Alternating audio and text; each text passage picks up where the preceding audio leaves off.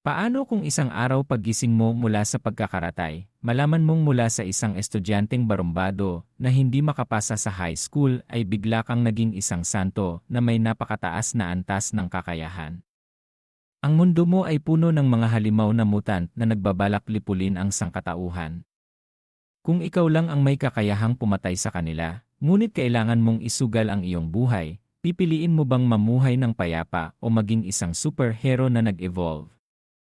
Ang kwento ay nagsisimula kay Jose, isang estudyante sa high school na laging bagsak sa paaralan at walang anumang kapansin-pansin.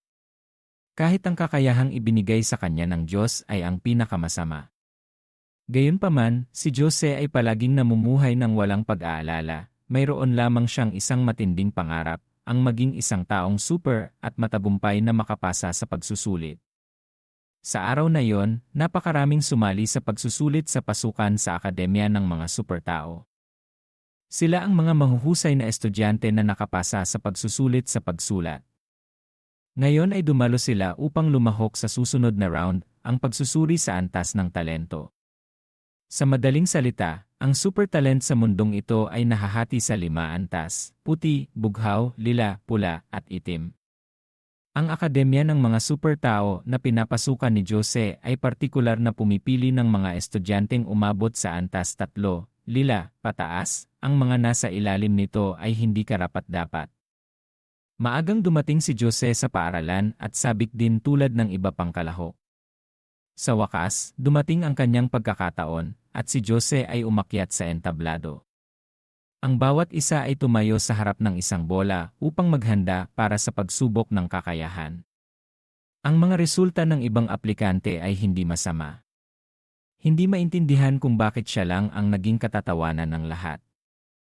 Hindi nakakagulat na siya ang pinakamasamang estudyante sa high school. Ang resulta ng kanyang pagsubok ay talento sa antas 1, puti, ang pinakamababang antas. Ang karamihan sa mga tao sa paligid ay tumawa. Libu-libong mata ang nakatingin sa kanya na parabang sinusuri ang isang kakaibang nilalang. Nahihiya at labis na nadismaya si Jose sa kanyang sarili. Kahit si Maria Clara, ang pinakamagandang babae sa paaralan na may talento sa antas 3, lila, na nakatayo sa ibaba, ay nagpakita ng ekspresyon ng panghihinayang para sa kanya. Dahil alam niyang ginugol ni Jose ang kanyang buong kabataan para lamang mangarap na makapasa sa pagsusulit. Si Jose, sa pagkakataong ito, ay umaasa na magkaroon ng ilang dagdag na patong ng sunscreen sa kanyang mukha para itago ang kanyang kahihiyan at mabilis na umalis. Nakasakay sa kanyang motorsiklo, binilisan niya ang takbo. Kahit na mayroon siyang talento, anong gagawin niya sa ganitong uri ng talento na hindi gusto ng langit at lupa? Paano siya haharap sa mga uri ng halimaw na mutant na kayang gibain ang isang buong gusali sa isang iglap? Hindi matanggap ni Jose ang kanyang kapalaran, humaharurot sa kalsada tulad ng isang tunay na racing boy. Bigla, nakita niya ang isang serye ng mga bulalakaw sa kalangitan. Bahagyang gumaan ang kanyang pakiramdam. Napangiti si Jose. Tumakbo siya sa bilis na parang sinasamba, at sinubukan niyang panatagin ang kanyang sarili sa pag-iisip na marahil ay naghihintay ang mga ito sa kanya nang biglang isang nagniningning na bulalakaw ang bumagsak sa harap niya. Ang napakalaking banggaan na iyon ay nag-iwan ng napakalaking hukay sa lupa. Dahil dito, direktang nawalan ng malay si Jose. Sa kanyang panaginip, narinig niya na parabang may isang anunsyo mula sa isang misteryosong sistema. Ang nakatagong supertalent ay may kasamang swerte. Kasunod nito, isang figura ng isang babae ang lumitaw at nawala. Sa kanyang panaginip, ang kanyang buong katawan ay kasinggaan ng isang manika at naging napakaliit sa mga kamay ng babaeng iyon. Ang diyosa na ito ay ang bulalakaw na nagdulot ng aksidente sa kanya. Matapos ang isang inspeksyon, naramdaman niyang ang taong ito ay medyo kawili-wili, ngunit sa kasamaang palad ay hindi mataas ang kanyang antas. Ngumiti ang diyosa na si Mama at ginamit ang kanyang kapangyarihan upang bigyan si Jose ng isang malaking regalo, ang talent level 4, pula. Sa katotohanan, ang lahat ay nangyari lamang sa isang panaginip. Sa labas, si Jose ay nanatiling walang malay matapos ang aksidente. Dinala siya sa ospital at ang kanyang buong katawan ay puno ng mga sugat. Ayon sa sinabi ng doktor na si Reyes, hindi masama ang kanyang kalagayan. Ang ulo lang niya ang tumama ng malakas na naging sanhi ng matinding pagkawala ng malay. Sa mga sumunod na araw, nanatiling nakahiga si Jose sa kama, humihinga sa oxygen tulad ng isang manok. Ang kanyang mga kaibigan sa klase ay patuloy na pumunta sa kanyang silid sa ospital upang kumustahin siya. Hindi sinasadyang nakita ng lalaking may blonde na buhok sa mesa ang isang palumpon ng mga bulaklak na may kasamang liham na tumatanggap sa pag-ibig ni Maria Clara sa kanya, at nagalit siya at pinunit ito. Lumipas ang isang taon. Isang gabi. Na walang buwan at walang bituin, isang halimaw na mukhang mutant na ipis ang lumabas mula sa alkantarilya. Sa lahat ng mga channel sa telebisyon, kumalat ang balita tungkol sa hitsura ng nakapangingilabot na nilalang na ito sa napakabilis na bilis. Ang ospital kung saan nakahiga si Jose ay nasa timog na suburb din ng lungsod ng Luzon City na naging puno ng kaguluhan dahil sa mga taong nagsisiksikan at nagtatakbuhan. Habang ang lahat ay naghahanap ng paraan upang makatakas, isang nurse ang sumalungat sa agos. Ang kanyang pagkahabag at etika sa propesyon ay hindi nagpapahintulot sa kanya na iwanan si Jose na walang malay.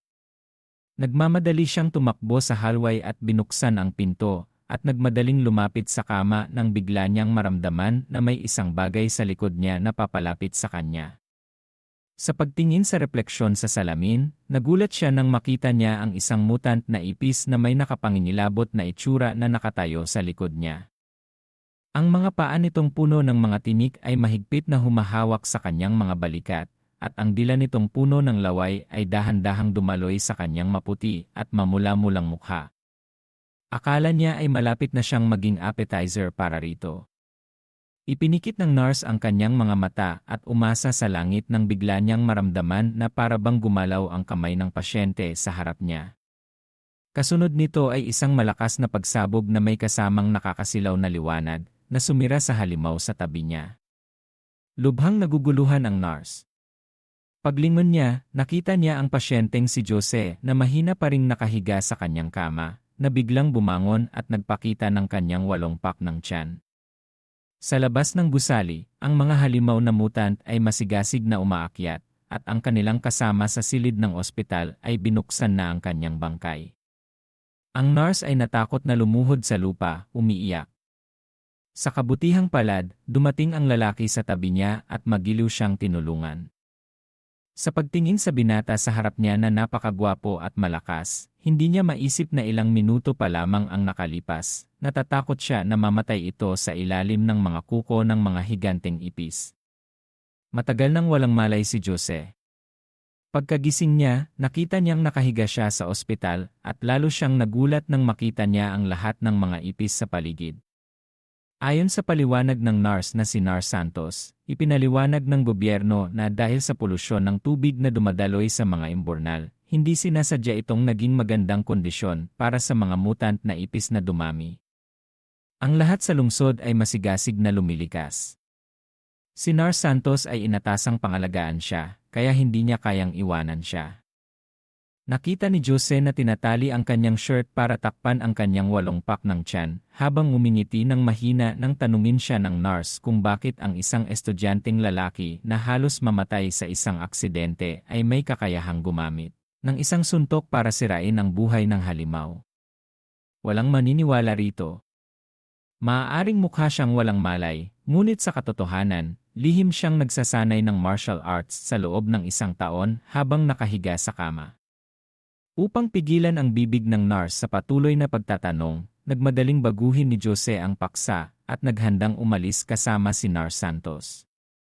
Sa pasilyo ng ospital, ang mga mutant na ipis ay nakapasok na roon. Ang isa't isa ay may pangit na mukha, marumi at masama. Sa pagharap sa mga higanteng ipis na ito na may mga dila ng ahas at mga pangil ng tigre, kalmado si Jose. Kinuyom niya ang kanyang kamay sa isang suntok. Sa bawat suntok, nabali ang mga ngipin ng mga ipis, na parabang naggangalit ang snack sa kanyang bibig. Bigla, sumigaw si Nars Santos. Agad na tumakbo si Jose at nakita niya ang isang malaking ipis na naghahanda na sakmalin ang ulo ng nurse. Sumipa siya at sinira ang bote ng apat sa stretcher at ginamit ang kanyang kamao upang basagin ang asid. Ang bahagi ay sumipsip sa kanyang kamay at ang bahagi ay dumikit sa katawan ng ipis na ginawang maputik na putik. Kaya ang bote ng asid na ito ang prop na lihim niyang hinahangaan sa kanyang panaginip. Ngayon lamang siya nagkaroon ng pagkakataong gamitin ito. Napakasarap! Si Nar Santos na nailigtas ay nagulat. Ano bang guro sa recruitment ang may mata na parang bulag para baliwalain ang napakalakas na talento na ito? Sa pagharap sa mga tanong na ito, umiti si Jose nang walang magawa at hindi alam kung paano ipapaliwanag. Nalaman lang niya ang pakiramdam ng pagiging isang super tao. Ang pinakamasarap na pagkain sa ngayon ay hindi bigas kundi sulfuric acid. Ang itim at maagos na tubig ay patuloy na dumadaloy sa malalaking tubo papunta sa kanal. Ang grupong ito ay nasa kanilang paraan upang lumikas nang biglang hinarang sila ng mga higanteng ipis. Ang mga senyales ng tulong ay patuloy na ipinapadala. Agad na lumitaw ang isang lalaking nakasuot ng cowboy na may baril at pinabagsak ang isang higanteng ipis na naghahanda na sirain ang salamin ng sasakyan. Siya ay isang super tao sa antas ng tala na may kakayahang magpaputok ng walang limitasyong mga bala. Sa simula, ang mga ipis na tinutukan ng baril ay kumain ng isang bala at nagdusa ng mga kaswalti. Ang sitwasyon ay dahan-dahang papalapit sa pagtatapos nang biglang lumitaw sa likod niya ang isang bagay na mas nakakatakot. Isang malaking daga na may gupit na mulet na may napakatalim na mga kuko ang sumugod at ginamit ang dalawang paa nito upang yakapin ang lalaki. Ang pinakasukdulan ay nang walang awang ginamit nito ang kanyang matutulis na ngipin upang kagatin ang lalaki sa kalahati. Ang mga tao sa bus na nakasaksi sa eksenang ito ay nakaramdam ng pagsusuka at ang kanilang mga puso at atay ay nagulong. Alam lang nilang sumigaw ng desperado.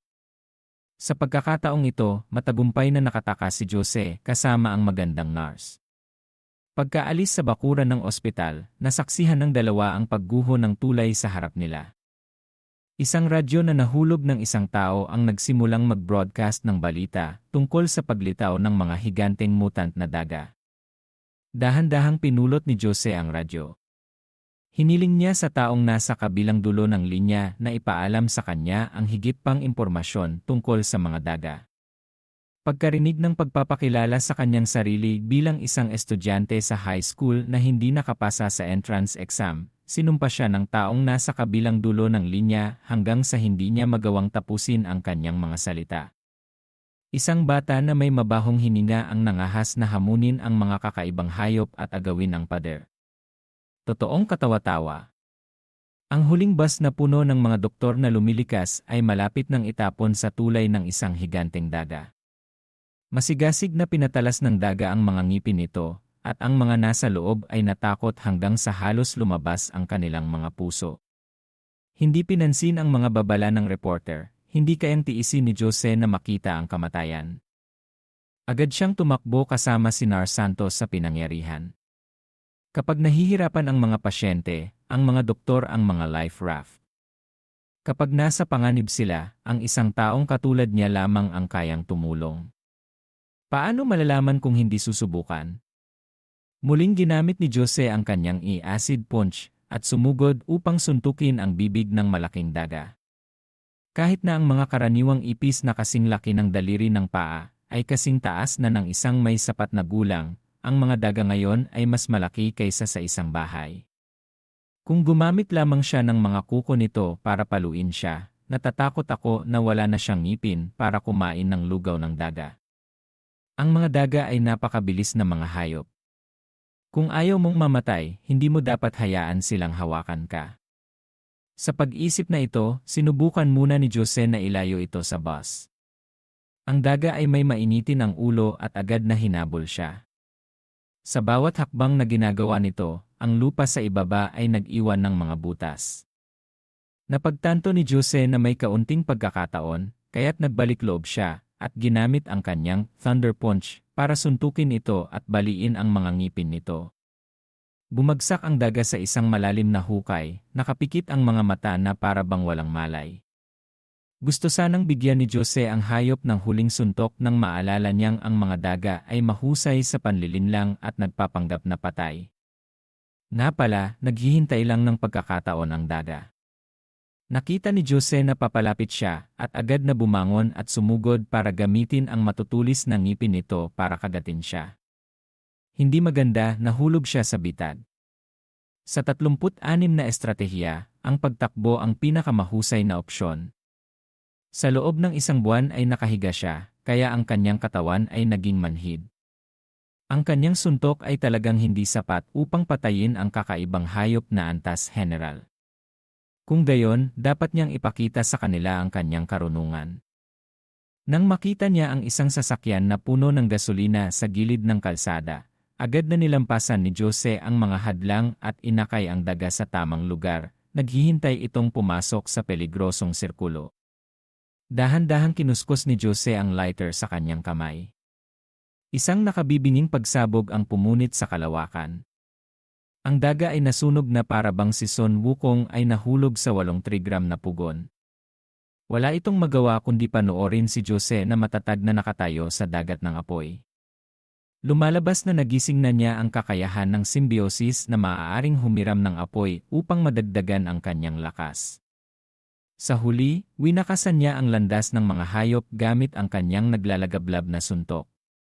Ang mga doktor na nakatayo sa isang tabi ay dilat ang mga mata sa takot. Hindi nila inaasahan na ang isang pasyenteng akala nilang malapit ng mamatay ay magkakaroon ng napakalakas na kapangyarihan sa edad na wala pang 20.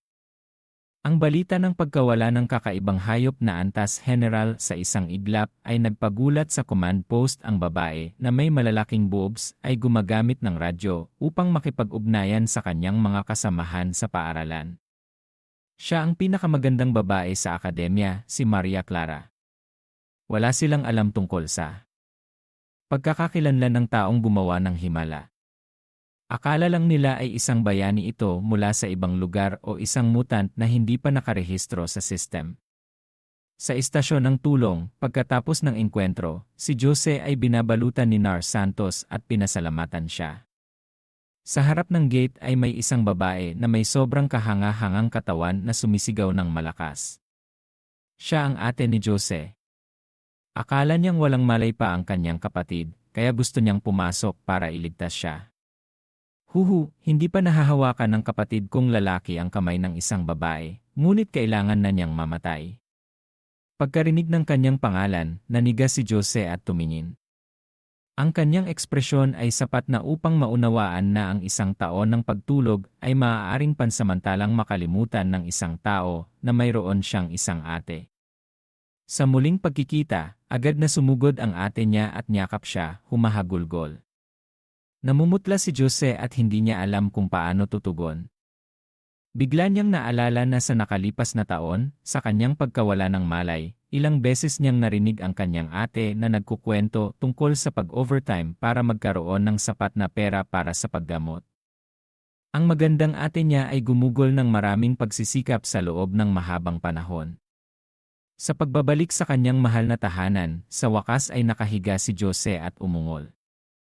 Kinabukasan, pagkagising niya, nakita niya sa mesa ang isang bote ng gatas at isang mangkok ng pagkain. Nakaramdam si Jose ng pananabi. Ang pera ay nagpapahirap sa mga tao. Para bayaran ang mga gastusin sa ospital sa loob ng isang taon, ang ate niya ay kailangang kumuha ng 3 trabaho ng sabay na mukhang mas kaawa-awa kaysa sa isang pasyente na katulad niya. Nagsimula si Jose na mag-isip na kumita ng pera gamit ang kanyang sariling mga kamay para suportahan ang buhay ng kanyang ate. Habang nakaupo at kumakain, nakita niya sa ang balita na nag-aalok ang gobyerno ng 500,000 pesos sa sinumang makapagbibigay ng mga pahiwatig tungkol sa pinagmulan ng polusyon.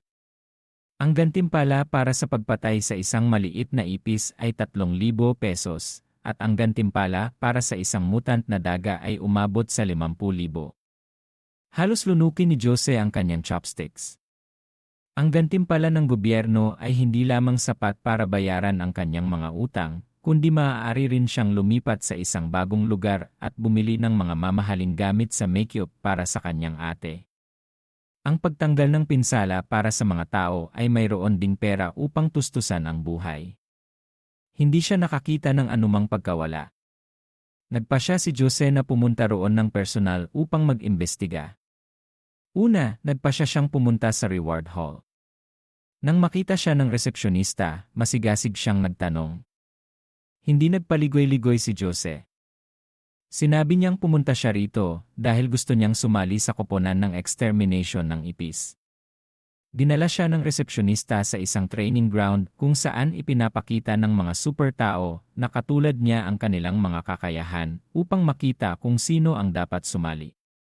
Dahil suntok ang kanyang kakayahan, dinala siya sa harap ng isang manikin para subukan ang kanyang lakas.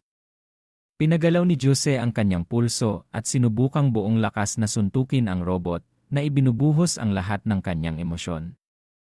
Ang tunog na nagmumula sa suntok ay naririnig kahit sa malayo. Tumingin si Jose sa kumikislap na numero sa scoreboard at mumiti, pansamantalang tumanggap. Samantala, ang mga tao sa paligid ay nakadilat ang kanilang mga mata sa gulat. Ang resulta, 1,000 kilo, ay nagpabali na sa record ng mga tinatawag na trainees. Kinuha ng kaibigan ang voucher ng pamimili na kagagaling lang niyang natanggap sa kanyang kamay. Agad na ginunita ni Jose ang isang maluwalhating kinabukasan kasama ang kanyang ate. Sa harap ng quarantine zone, maraming mga tao ang lumahok. Dumating sila rito dahil naamoy nila ang matamis na pi at ang napakalaking gantimpala mula sa panig ng gobyerno. Tumingin sa paligid, lahat ay may mga espesyal na kakayahan na nagdulot sa isang batang lalaki tulad ni Jose na madama na siya ay napakaliit. Bata, mag-isa ka lang ba? Gusto mo bang sumali sa Red Hawk Hunting Association? Habang hindi alam kung saan pupunta, isang matabang lalaki ang lumapit sa kanya. Lumalabas na hindi pinapayagan ng gobyerno ang mga manlalaro na magsolo, kaya lahat sila ay narito upang humanap ng isang grupo para sa kanilang sarili. Ang matabang lalaki na si Lope, tila pinuno rin ng isang maliit na grupo. Ngunit nang banggitin na si Jose ay trainee pa lamang, hindi sila gaanong nagpakita ng interes. Bata, pinapayuhan ka ng mga kapatid na bumalik ka at magsanay pa. Pasensya na, hindi kami tumatanggap ng mga newbie. Dito, nagsimulang maintindihan ni Jose na ang kanyang antas ay masyadong mababa na walang grupo ang nangangailangan sa kanya. Kinamot niya ang kanyang ulo, hindi alam kung paano mapapataas ang kanyang antas upang maging karapat-dapat para sa pangangaso nang biglang narinig niyang tinawag ang kanyang pangalan. Buti na lang dumating ang life raft. Sila ang kanyang mga kaklase bago siya mawala ng malay. Ang lahat sa kanila ay matagumpay na nakapasok sa akademya. Nang makita ang miserableng hitsura ni Jose, nang marinig nilang binanggit niya ang pagpatay sa mga halimaw, tumawa ang kanyang mga kaibigan. Kahit na siya ay isang malaking duwag, hindi siya kailangang ibenta ang kanyang buhay para lamang sa ilang dolyar. Ano bang kapangyarihan ang mayroon ka, swerte? Paano mo gagamitin yon para pumatay ng mga halimaw? Marahil ay makakain ka lang ng soda, bubuksan mo ang takip, at magdaragdag ng isa pang bote. Sa grupo na ito ay may isang nagngangalang Liza. Ano man ang sinasabi ng iba, tila mas nag-aalala siya nang makita niyang determinado si Jose na sumali. Kusang loob din niyang hinimok ang mga ibang nasa grupo na payagan siyang sumali. Kahit na hindi sila masaya sa katotohanan bagaman nag-aalangan ang grupo ni Liza dahil sa mga regulasyon, kinailangan ni Jose na tanggapin ang alok. Hindi naman talaga gusto ng mga kaibigan niya na sumali, ngunit hinihingi kasi ng akademya na mayroon silang aktibidad na voluntaryo sa kanilang profile. Mula sa bibig nila, nalaman ni Jose na ang dating nililigawan niyang si Maria Clara ay isa pa ring napakahusay at sikat na estudyante. Pinagtatawanan siya ng mga kaibigan niya na isang mahirap at hindi marunong tumingin sa sarili na nangangarap na makamit ang isang bagay na hindi niya kaya. Bagaman dati ay nakakakuha si Jose ng mataas na marka sa mga pagsusulit sa teorya, ipinakita ng pagsusulit na iyon na ang kanyang kakayahan ay mababa lang. Hindi tulad ng kanyang mga kaibigan na may mga naiisip na kalokohan lamang, si Jose ay may kaisipan tulad ng matanda. Ayon sa mga ulat, may tatlong paunahing uri ng mutant na nilalang, ipis, daga, at mga uod. Ang mga ito ay nabubuhay sa ilalim ng mga kanal, kaya malaki ang posibilidad na mayroong isang bagay na nagpaparumi sa pinagmulan ng tubig. Habang nag-iisip siya kung ano ang hitsura ng mutant na uod, isang napakalakas na ingay mula sa likuran ang nakagulat sa kanya at sa kanyang mga kaibigan. Bilyon-bilyong uod ang dumidikit sa isa't isa, na bumubuo ng isang napakarumi na bagay na may kakayahang gumalaw ng malaya tulad ng isang buhay na nilalang. Pawisan ng lamig si Jose. Kaya pala nakakatakot sila. Mabilis nilang tinukoy ang kanilang target na mga tao sa harap at mabilis na sumugod na tila gusto silang kainin ng buhay. Agad na tumakbo si Jose kasama si Liza para iligtas ang kanilang mga buhay. Akala mo ay dudurugin mo ang isang uod, ngunit paano ka haharap sa isang buong grupo? Sa puntong ito, buong puso kong pinapayuhan ang mga kaibigan na kumakain na, kung kaya't tapusin na muna ang pagkain bago manood nito. Ang nakakaawang sigaw ay direktang nakaimpluwensya sa lahat ng mga naroroon. Nang makita nila ang mga uod, namutla ang kanilang mga mukha. Wala silang nasabi at tumakbo agad. Dapat sana ay naaalala ng programa sa biology sa grade 1-0 na ang mga uod ay mga buhay na nilalang at naghahanap ng pagkain sa mga grupo. Ang kaibigan ni Jose na may berdeng buhok ay walang pakialam sa simula. Ngunit pagkatapos makita at marinig ang lahat, agad siyang tumakbo palayo, mas mabilis pa sa kanyang mga kasamahan. Ang buong grupo ay tumakbo ng mabilis sa isang gusali na may nakakabit na reinforced glass. Ngunit sa pagtingin sa paligid, napansin ni Jose na wala si Liza. Lumalabas na nadapa ang mahinang babaeng ito sa daan.